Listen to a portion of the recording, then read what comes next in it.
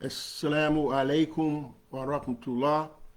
We commence the Friday khutbah here on November 19th, 2021 with what is known as the adhan. The adhan. Allahu Akbar, Allahu Akbar. Allahu Akbar, Allahu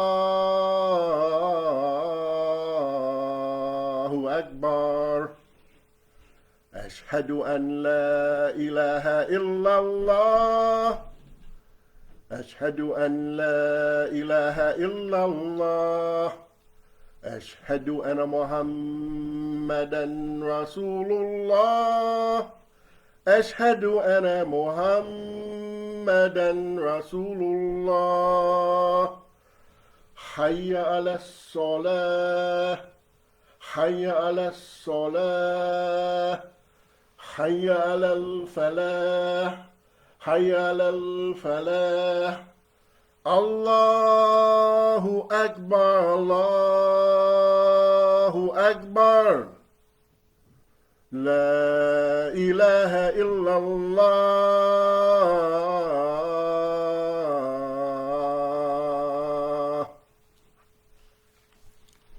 Alhamdulillah. Alhamdulillahi Rabbil Alameen. Ashhadu an la ilaha illallah wahdahu la sharika lahu wa ashhadu anna Muhammadan abduhu wa rasuluhu sallallahu alayhi wa sallam wa alihi wa sabbihi ajma'in. That is, all the praise is due to Allah, all the praise is due to Allah, the guardian evolver, cherisher, and sustainer of all of the worlds. Subhanallah, walhamdulillah, wa la ilaha illallah, wallahu akbar, wa la hawla wa la quwwata illa billah, wa huwal aliyul azim. That is, Almighty God is free from all imperfection. All the praise is due to Allah. Allah is greater than anything we can imagine or do. And there's no true power or might except what Allah gives. And He is the exalted, the magnificent one. I'd like to share the greeting of Jumuah Mubarak to you. Well, pardon me, I should say Jumuah Mubarak. Got me making a mistake here. Just a little bit excited here. But at any rate, many of the Muslims today are saying Jumuah Mubarak. And if they wanted to follow the grammar of the Quran that Allah has revealed, they would say, and we would say, Jumu'ah Mubarakah. That is a blessed Jumu'ah day, the day of assembly, the day of congregation. And we indeed bear witness that there's no deity but the one deity, God alone, and there's none like unto Him. And we indeed bear witness that Muhammad is His servant and His messenger. Not God in the flesh or His son, but His servant, as was all of the prophets, or as were all of the prophets that this mighty deity has sent to the world throughout time. He sent Abraham, He sent Moses, He sent Jesus, He sent Noah, He sent Hud, which is not mentioned in the Bible language. He sent Shuaib, which is not mentioned in the Bible language. He sent all of these great men to have us to cover down on being righteous vessels, following the way that God would have us to follow, which is the Sirat al-Mustaqim, that is the straight way, the way of those upon whom God has favored, and not upon those upon whom His wrath is brought down. I'd like to give you the topic that I intend to address today, and that is Thanksgiving Day and the Judgment Day. And it's very striking to me that the surahs that I'm going to talk about would be Surah 100, 101, and then if I have time this week, I'm going to make some comments about Surah 90, from Surah 90 verses 8 on to the end of it, which is the 20th verse of Surah 90. So let me get started here, and I know that the time is running, so I'm going to try to expedite the time as much as I can here. inshallah. So, if you have been watching the news, you found out that today Kyle Rittenhouse was acquitted of all of the charges, not guilty on any of the charges. And although it's shocking, at the same time, we acknowledge that the history of this country has always been that the true justice of God is not always happening here on this plane that we live on here on this earth. So I recite now from the surah, which is a striking surah to recite at this time. El-Qari'ah, the day of noise and clamor. Many of the translators translate it as a day of noise and clamor. But implicit in the surah itself, God is explaining to you and I what this El-Qari'ah is. He said, وَمَا أَدْرَاكَ مَا الْقَارِعَةُ. He says, يَوْمَ يَكُونُ النَّاسُ كَالْفَرَاشِ الْمَبَثُوثِ وَتَكُونُ الْجِبَالُ كَإِهْنِ الْمَنْفُوشِ فَأَمَّا مَنْ ثَقُلَتْ مَوَازِينُهُ فَهُوَ فِي عِيشَةٍ رَاضِيَةٍ وَأَمَّا مَنْ خَفَّتْ مَوَازِينُهُ فَأُمُّهُ هَاوِيَةٌ وَمَا أَدْرَاكَ مَا هِيَهْ نَارٌ حَامِيَةٌ. Translated, many translators I mentioned, El-Qari'ah is the day of noise and clamor. Some say the striking calamity. In fact, if you look at the Hans Weir dictionary, you'll find that it is translated El-Qari'ah, which is the last entry under the letters Qaf, Ra, and Ayn, as the hour of the last day of judgment. And I would agree with that particular translation, given the content of the surah as Allah has explained it. And he, again, asks us the question, وَمَا أَدْرَاكَ مَا وَمَا أَدْرَاكَ مَا الْقَارِعَةُ. And what will explain to you what this day is? And he explains it to us. He says, or reveals, it is a day wherein human beings, Abdullah Yusuf Ali says men, well, we got women too, right? Takes women and men to make the world, male and female, right? Allah says he has created everything, Zawjain, in pairs, but he is not a pair himself, nor is he a trinity. He stands all by himself. And he tells us to say, Kul huwallahu ahad, say he, Allah, is one entity, one composite being that cannot be separated into parts or penetrated or affected by anything. Praise be to Allah. That is the cherisher and sustainer and the maker of the entire universe which we live in now as an expanding universe. Praise be to Allah. So he goes on to tell us, or reveal to us, it is a day wherein the human beings will be like moths scattered about. Why moths? Kalfarashil mabathuv. Moths in a frenzy state, let's say in a windstorm, a bunch of confusion and clashing, just like what's going on right now. And I would imagine that over there in Kenosha, Wisconsin, it's going to be some fires and some looting or something like that. And they foreknew that these kinds of things are going to happen because people are angry today. People are upset about the lack of justice in the world. But we know that the justice of God, the justice of Allah, is the final justice. And Rittenhouse, he may think that he has escaped, but if God so decrees that he goes to the hellfire, it will happen. Whether he get cremated upon his death, his soul will be tormented in the bowels of hell. And we hope that that happens for him. And some say, no, you should have mercy. This man killed 2 people and shot another, and he affected many families, many hearts and souls in the world. So justice would be that he should have been he should have been put into the slammer with an orange suit. We know that should have been the reality, but it is not what happened. But he will have an orange suit from God, subhanahu wa ta'ala, highly glorified and exalted is he.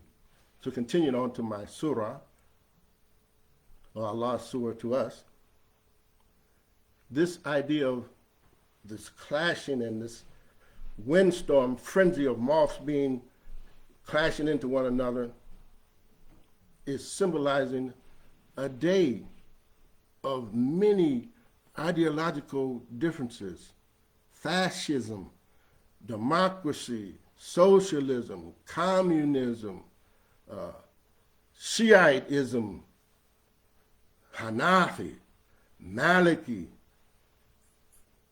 Presbyterian, Calvinists, Jehovah's Witnesses, Zionism, Judaism, all of these clashing ideologies, instead of us bearing down on one ideology, and that ideology is La ilaha illallah. That is, there's no deity but the one deity, God alone. He has no sons, no partners, no daughters, and he is completely in control of the whole universe at all times. And God tells us clearly in the Quran, that is the way that is straight. Praise be to Allah. So continuing on the surah, we take you to the 5th ayah of the surah 101. And God reveals, according to Abdullah Ali's translation, and actually I should say Abdullah Yusuf Ali. Sometimes I mix up his name. Abdullah is his first name, Yusuf is his second name, and Ali is his last name. So it's Abdullah, not Abdullah, but Abdullah. It's an ayn, very guttural letter. Abdullah Yusuf Ali, and the mountains will be like carded wool. This is what he has translated it as. So I've studied this particular ayah and these words, and I know from studying it that it is telling us that ka'ithnil manfush is carded wool, but it's also colored carded wool. Colored means changed. Carded wool that has been ironed out and straightened out. You know, when you have the wool on the sheep, it's mangled. It may have a little grass in it, even urine. God it accepts the reality that sometimes urine gets on our bodies, especially on the bodies of animals that don't know how to clean themselves like we do. So it could be anything in this wool that's on the back of the sheep. So they shave it off with combs and I should say knives or clippers, and it's very mangled in a state of disorder.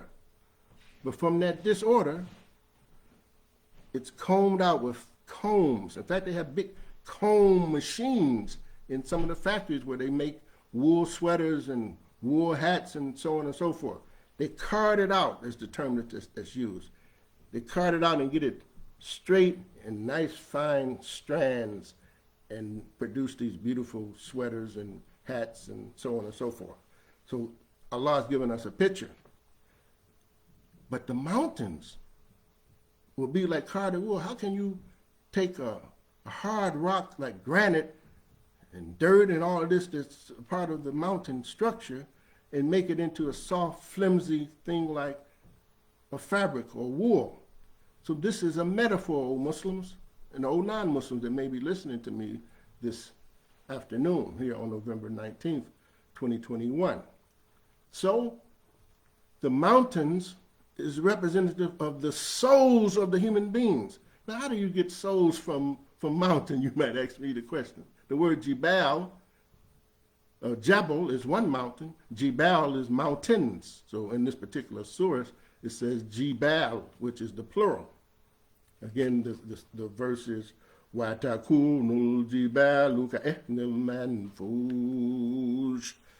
So the soul is what is being spoke of here. How do I come to that? I come to that from study. I know that a mountain has longevity. a mountain is seemingly the biggest piece that we know of on this earth that's going to be here for a long period of time. It takes eons and eons of time to erode a mountain, you know? So it is with the soul. The soul has longevity in the non-physical world.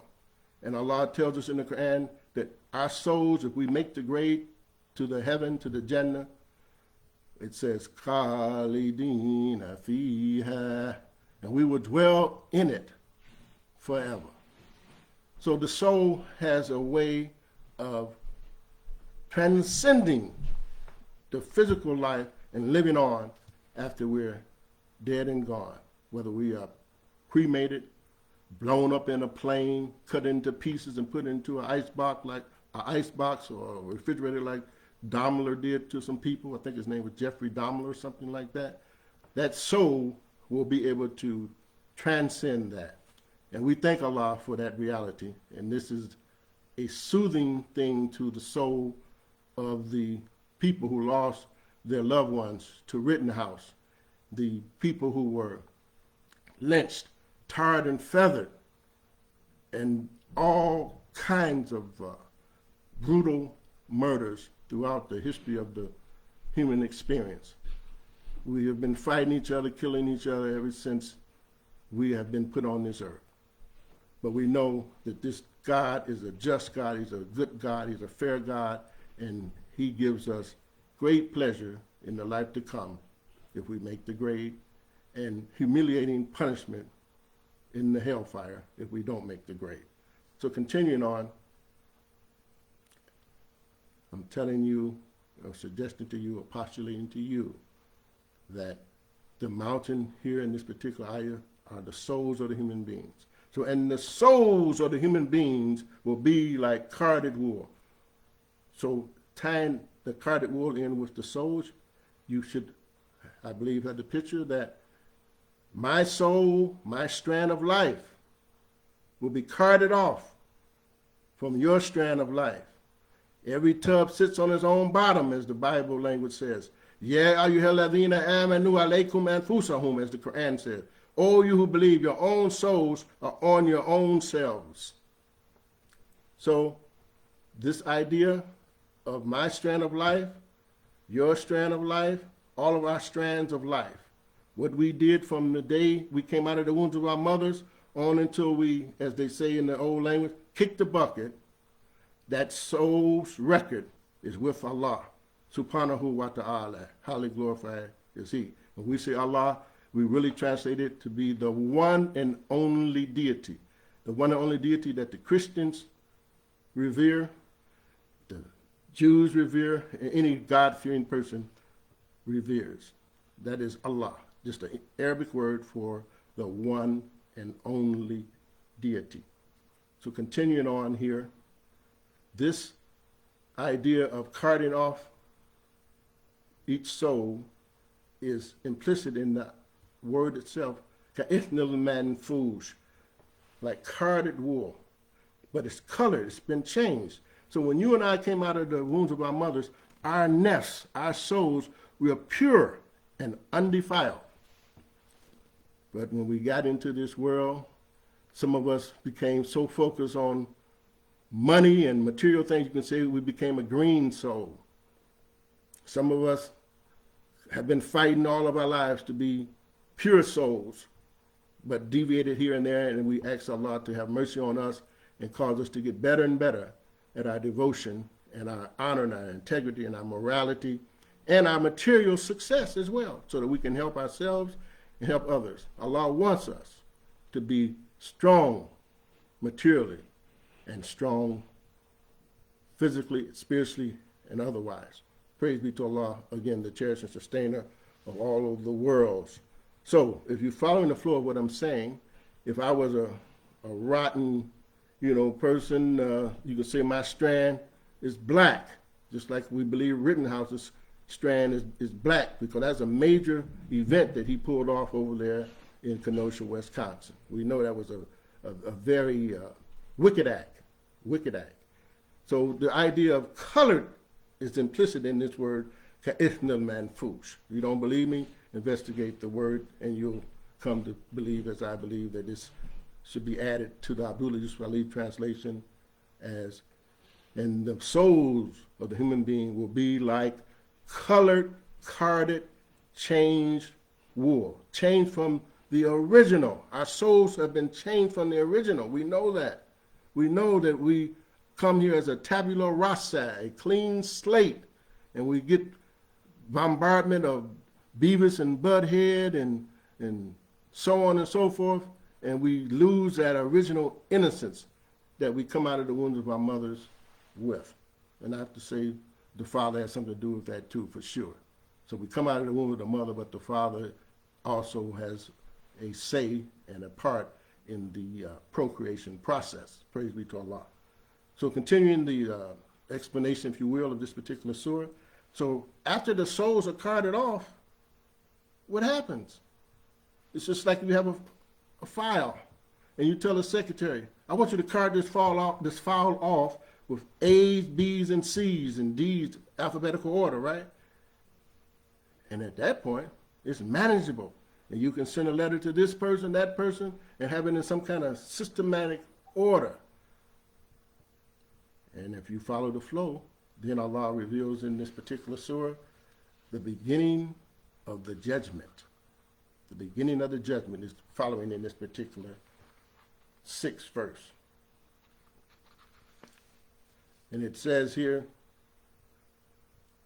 then he whose balance of good deeds will be found heavy, فَهُوَ فِي إِشَيْتِ رَادِيَةٍ. So he or she will be in a state of pleasure and joy because his or her good deeds were 51 or better than the bad deeds. And so if you do 51% of good and 49% of bad, you can make it to the Jannah, right? Because it's talking about a scale here, and he whose balance of good deeds will be found heavy, فَهُوَ فِي إِشَيْتِ رَادِيَةٍ.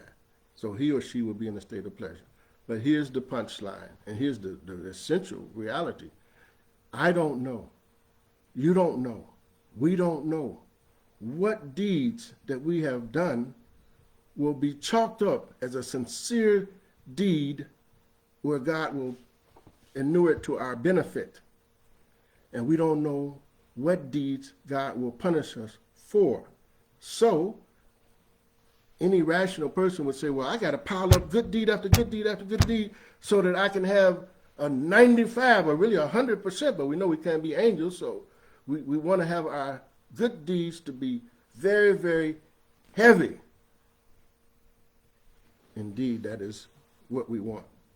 And I always remember, and I used to tell it to my young son when he was a very young boy, Garrett is one of my sons, I would say to him, is there any reward for good other than good? And he always loved that. He would just give me a smile, and it's in Arabic. How does it go? Hal jaza'ul ihsani illa al-ihsan. God asks you and I the question, is there any reward for good other than good? فَبِأَيِّ آلَاءِ رَبِّكُمَا تُكَذِّبَانِ. Then which of the favors of your Lord will you deny? And then the 8th verse says, but he or she whose balance of good deeds will be found light. In other words, you got 90% bad deeds and only 10% good. Then God tells us in the next ayah, فَأُمُّهُ هَاوِيَةٌ. He or she will have his home in a bottomless pit. This is Abdullah Yusuf Ali's translation. But if you study the Arabic, as I have studied, you will know that this word is mother. And it says, فَأُمُّهُ, and his mother is the bottomless pit.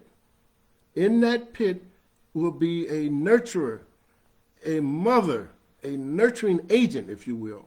Not mother, but a nurturing agent that's going to burn off all that wickedness that we had put on ourselves in our travail in this life. So even though we don't want to be a resident of the hellfire at all, if some of us happen to go there, the mercy of God will give you and I the torment and the punishment and the pain, but eventually nurture us up out of that and go back to our original, as we call it, fitra nature that we had coming out of the wombs of our mothers the very first time. So Rittenhouse and all of those who become denizens or residents of this hellfire know that it's going to be some pain, there's going to be some excruciating mental torment, but God willing, he will bring us all out at some point, and some of us are going to have to be in the hellfire longer than others. This is my view of this particular idea of hell. And some argue, no, hell is forever. If you do the wrong thing in this life, you're going to burn forever and ever, for eternity. If you read the Quran carefully, you'll see that that may not be the case. But that's another matter to talk about. But you and I don't want to taste any of the hellfire. And then God asks us the question, and what will explain to you what this bottomless pit is? And God tells us in a very simple language, Narun Hamiyah. It is a fire blazing fiercely. So you know as well as I know, fire is destructive. But also, fire does good things in burning out impurities out of things. That's how we get gold and whatnot. They burn out the impurities and then leave the gold after burning out the impurities of it, you know. So fire has a way of doing some good things too. And I'm just thinking about that big ball of fire up there in the sky, what we call the sun, and we call it Shamsun. Perhaps the English language just took the last part, sun, and said sun. But in Arabic, the word for this ball of fire that we're talking about, that these planets, rotate around, is called Shamsun. And you can just cut off the un part and say Shams if you like. And one of the common names in the Arabic culture is Shamsuddin, son of the religion, or light of the religion, you know. So this ball of fire, do you imagine this big ball of fire is contained within itself, and it moves at 12 miles a second. That's the proof enough right there for us to believe in God, because we know fire is seemingly uncontrollable, at least by us anyway, you know, all those wildfires in California, etc. But God has that big ball of fire that fuels the earth under control. And he says in the Quran more than once, or reveals in the Quran more than once, Wallahu ala kulli shay'in qadir. And Allah has power and the measure of everything at all times. And why do I say at all times? Because you don't see it in the translation, because there are no verbs in that particular phrase. Wallahu, and Allah, ala, upon, kulli, everything, qadir. Wallahu ala kulli shay'in qadir, over everything, a power. He has power over it. Praise be to Allah. So that is the Surah Al-Qariyah. So some of the translators call it the sudden calamity. How awesome is the sudden calamity? And what will make you conceive of what the sudden calamity is, you know?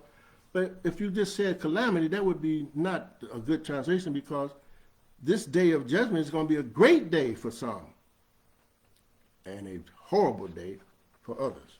So I would say to you that calamity may not be a good translation of it. So continuing on, if you get a chance to read the Muhammad Assad translation of the Surah 101, you'll find that he's referring to the reality that is in that particular ayah. But here's what he says. His mother will be an abyss of suffering and despair. The term mother is used idiomatically, he says, to denote something that embraces or enfolds. So you can see clearly he's not suggesting that this has something to do with a nurturing of burning off of the wrong, if you will, of the souls of the human beings. But I'm adding that for your at least consideration. Praise be to Allah, the cherisher and sustainer of all of the world. So this word qara'ah, if you look it up in the dictionary, it has something to do with sound. If I said to you, qara'ah sam'ahu, that means he reached his ears. So something that reaches the ears, many times, is striking. Like if a loud sound hits your ears, hey, what's up? What's going on? I heard a terrible noise, you know. So this word qara'ah has something to do with sound. In fact, if you study the Arabic language and look at the dictionary, you'll find that many words that has to do with sound begins with the letter qaf. And qaf is the loudest sound that you can reverberate on the walls of your environment. Again, al-qariya, way in the back of the throat. That's the loudest sound from the throat. So this word is really something that's letting you know that this is an attention-getting, if you will, event. Very serious event, right? The day of judgment when God has given you the knowledge of where you are going. Are you going to the Jannah and your deeds are heavy, your good deeds are heavier than your bad deeds?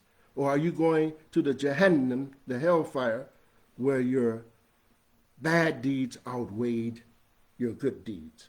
So I could see why in the Hanswood Dictionary they translate al-Qari'ah as the hour of the last judgment, and also from you following the flow of that particular surah, God says, and what will explain to you what this day is. And he goes into explaining, as I indicated to you, about how the human beings will be like scattered moths in a frenzy and disturbing ideologies and clashing and all of that. And then he brings the order and puts your strand of life, my strand of life, everybody's strand of life in a straight line, in a kitabun mubin, that is a clear book or record.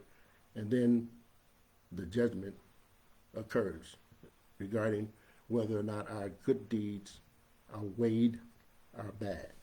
Praise be to Allah. I hope I said something that make that clear to you, what we're saying. I'm trying to check the time now, see, wow, I've already spoken over an hour, a half an hour. So I knew that that would probably happen. But inshallah, we're going to make a few more comments, and then we're going to have a part 2 of this particular subject here. And I said I would mention something to you about Thanksgiving.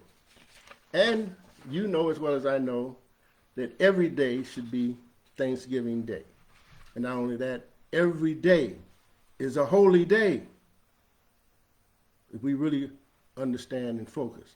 Every day is a holy day. And one of the favorite things that the Christians quote from their Bible, it says, "This is the day which the Lord has made. So rejoice and be glad in it." And I've heard it said too that if you don't think that every day is a good day, try missing one. So continuing on, I'd just like to speak to you briefly about the surah Wal-Adiyati Dabaha. Wal-Adiyati Dabaha. That is Suratul Adiyah. That verse that I said is the first verse of this particular surah. And it's translated as the steeds of war, or the horses, the swift horses, and also, if you read some of the commentary, it could be a swift camel. So this particular surah, if you will, to me, gives you and I some reason to remember that we should be grateful and we should be thankful to Allah. And some of the Muslims may be so rigid, they say, Thanksgiving today is not our day. This is the day that they celebrate after they slaughtered and annihilated the Indians and whatnot and tricked them and had the Indians teach them how to grow corn and all of that, and then took care of them, assassinated them, and got them on reservations even as I speak, you know. But again, as I said to you, that the judgment of God is always present, and God is never unjust to any of his servants. So if you see anything that seems to be unjust on this earthly plane that we live on, know that God will rectify it and give us his mercy and his great garden after suffering so much here in the hells of North America, particularly the Indians and the African Americans that were kidnapped from Africa. So this particular surah begins, Wala'adiyati dobbaha. Now I'm saying dobbaha. There's a ba up in the middle there that has a sukoon on this particular word. So in what we call tajweed, precise pronunciation, we shake the B a little bit.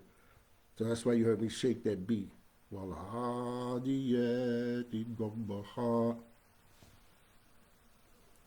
I swear, Allah is saying, or revealing, I swear by the horses that run with the panting breath.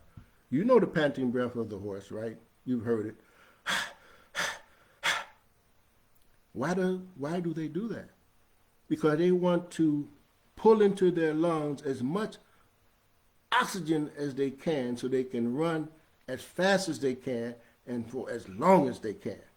So Allah is bringing our attention to this horse that he created. I swear by the horses that run with the panting breath. And then the next ayah, فَالْمُورِيَاتِ قَدَّهَا. And they strike sparks of fire. I'm going to have to try to move fast on this. I see the time is running. So what is this talking about? From my reading of it and some of the commentary that I've seen, and I think it has some validity, this is giving you a picture of a cavalcade of human beings atop horses going into a battle that commences, as far as their journey to the foe, in the nighttime. So the horses are running and their hoofs are striking and fire is coming up. And if there's some enemy within the human vision, they could see the sparks coming from the hoofs of the horses. Let them know, we're coming. And then the next ayah 3, فَمُوغِرَاتِ subaha. And they push home the charge in the morning. That means they ran all night and they still coming in the morning, in the broad daylight. And by them coming in the broad daylight, the next ayah tells you and I, فَأَثَرْنَا بِهِ نَقَعًا. And they raised the dust in the clouds. So that's a sign too that they're coming, right? If you're in a desert situation particularly, and you see a bunch of dust coming up, you know it's either a dust storm or wind storm or some movement on horseback or a cavalcade of men maybe walking, you know.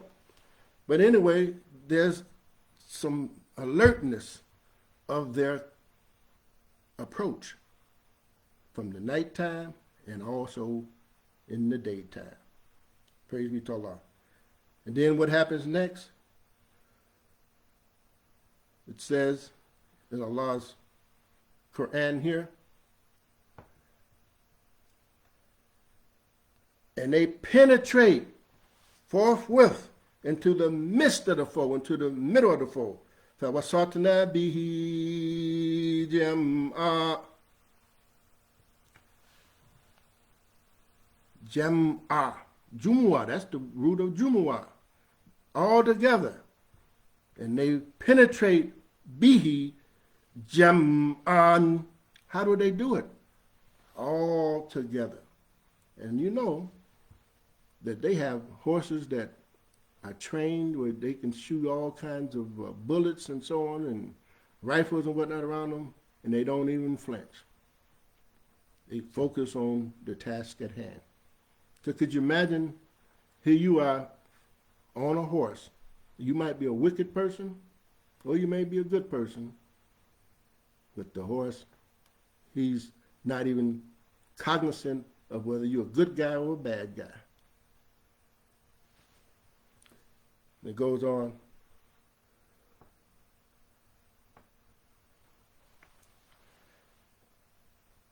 Truly, the human being. Innal insana li rabbihi lakanud. Surely the human being is ungrateful to his Lord. And I know something about this Arabic grammar, right? So the word kanud, just started with a K, means ungrateful. There's other words for ungrateful too. But Allah puts a lam fatha in front of it. And he says, lakanud. So Abdullah Yusuf Ali should have put in there, you are extremely ungrateful. Because Allah puts the la of intensity in front of the noun kanud. To give fire and spirit to this message, you should understand, I should understand, the grammar and the subtleties that Allah inserts into this language. A very powerful, expressive language. So again, innal insana li rabbihi lakanud wa innahu ala dhalika la shahid. So here Allah is telling you and I, human being, you are ungrateful to me. And to that fact, Allah reveals, the human being bears witness by his deeds, by what he does. So if you follow in the flow, here Allah telling you and I about the horses and whatnot, the obedience of the horse to you, the obedience to the horse to all of us. And then he says, human beings, you all are extremely ungrateful, and you bear witness by what you do.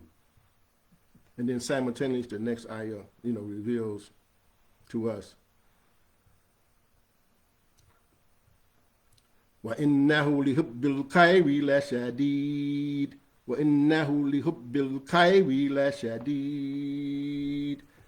Abdullah Yusuf Ali says, and violent is he in the love of wealth. Violent, he uses the term. But this is really not any connotation of violent. It says here, khair. We know what khair is. The Imam Muhammad said it means something that's useful, useful good. وَإِنَّهُ لِحُبِّ الْخَيْرِ لَشَدِيدٌ. So translated literally, and surely he or her, in respect to the love of good, they are strong. I want it. Give me good, Allah. Give me good, Allah. At the same time, being full of bad actions and deeds. This is what Allah is telling us. You want all of this good, but you want to be a crook. You want to steal. You want to mistreat people, but yet you still want me to give you all of the good. And then the next ayah asks the question, speaking of the judgment, does he not know, does she not know, when that which is in the graves is scattered abroad, 90 seconds, and that which is locked up in the human breast is made manifest, that their Lord had been well acquainted with them, even to that day. So the message of this particular surah is telling you and I that we should be grateful, and we should be servants, obedient servants, as that horse that he created was obedient to us, whether we were right or wrong. So I'm going to have to make a quick pause and then go to the prayer. ربنا لا تزغ قلوبنا بعد إذ هديتنا وهب لنا من لدنك رحمة إنك أنت الوهاب. Our Lord, cause not our hearts to swerve or deviate after you guided us aright, but bestow upon us mercy from your presence, for surely you are the grandest of the givers. And now we make the prayer, 2 sections of prayer. Allahu Akbar, Allahu Akbar, Ashhadu an la ilaha illallah, Ashhadu anna Muhammadan Rasulullah, Hayya ala salah, Hayya ala falah, Qad qamatis salah, Qad qamatis salah, Allahu Akbar, Allahu Akbar, La ilaha illallah. No way to Salatul Jumuah lillahi Rabbil Alameen. Allahu Akbar.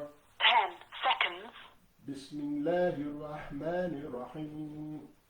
Alhamdulillahi Rabbil Alameen. Ar-Rahmanir Rahim. مالك يوم الدين إياك نعبد وإياك نستعين اهدنا الصراط المستقيم صراط الذين أنعمت عليهم غير المغضوب عليهم ولا الضالين آمين قل هو الله أحد الله صمد لم يلد ولم يولد ولم يكن له كفوا أحد الله أكبر سمع الله لمن حمده الله أكبر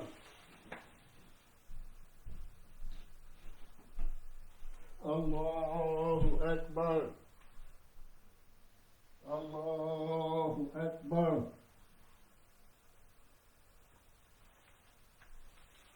الله أكبر بسم الله الرحمن الرحيم الحمد لله رب العالمين الرحمن الرحيم مالك يوم الدين إياك نعبد وإياك نستعين اهدنا الصراط المستقيم صراط الذين أنعمت عليهم غير المغضوب عليهم ولا الضالين آمين قل أعوذ برب الناس ملك الناس إله الناس من شر وسواس الخناس الذي يوسوس في صدور الناس من الجنة والناس الله أكبر سمع الله لمن حمده الله أكبر الله أكبر الله أكبر الله أكبر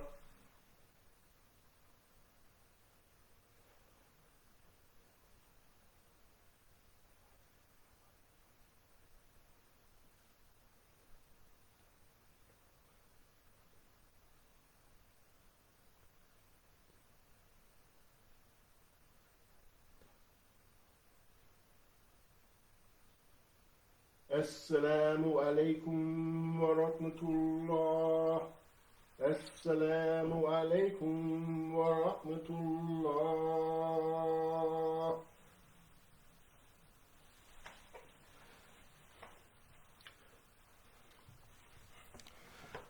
Well, that concludes the Friday Khutbah for today, and the title, as you know, was Thanksgiving Day and the Last Hour of Judgment, or the Judgment Day.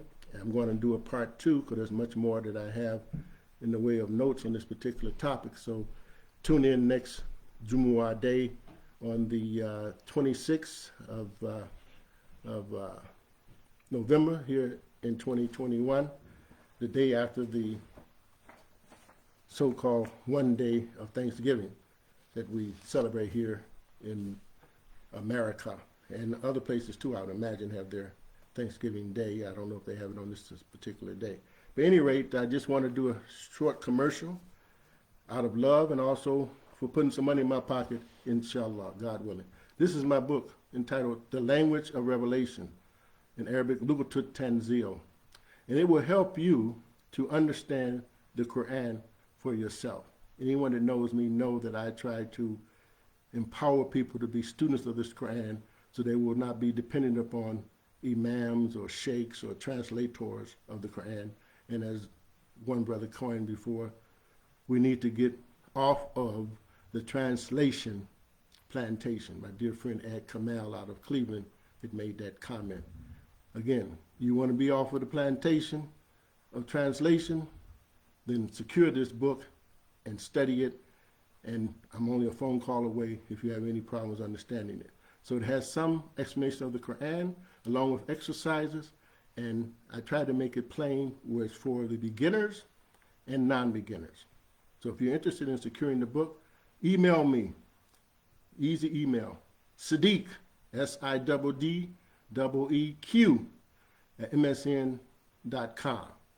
And you could also secure the book through Cash App, but you'd have to email your address to me at siddeeq@msn.com and go to Cash App, Siddeeq $Siddeeq Jihad, and send $50 via Cash App, and I'll respond rather quickly with the sending of the book. Again, The Language of Revelation, Luqat Tanzil. And many of you know that Imam Warati Muhammad has endorsed this book, and others have endorsed it too, and then some have the book but don't want you to know of its existence, but they will benefit from it and teach out of it without letting you know who the author is. It happens throughout the history of human beings that people sometimes don't want other people to know what they know. But we have an obligation as Muslims to give the highest knowledge that we have of this deen, of this way of life, and even if it means that someone eclipses us in knowledge, it is our duty to explain this way of life and give it to the people clearly and openly. So I close now with a dua. Rabbi habli hukma wa hikni bisalihin waj'al li lisana sidqin fi akirin waj'al li min wawathati jannatin na'im واغفر لأبي أنه كان من الضالين ولا تخزني يوم يبعثون. Our Lord, bestow upon us wisdom. Unite us with the righteous. Grant us honorable mention on the tongue of truth amongst the latest of the generations. Make us inheritors of the garden of bliss and joy. And forgive our forefathers, for many of them were Darlene. And do not let us be in disgrace and humiliation when we are when we are raised for the final judgment. Ameen. That is a dua from the Surah 26, and it is a dua given by Ibrahim. And surely Allah granted Ibrahim honorable mention on the tongue of truth among the later of the generations. And we speak of him now. So I conclude with Assalamu alaikum wa rahmatullah wa barakatuhu wa jannatuhu. That is, the peace of God be upon you, and his mercy, and his blessings, and his garden.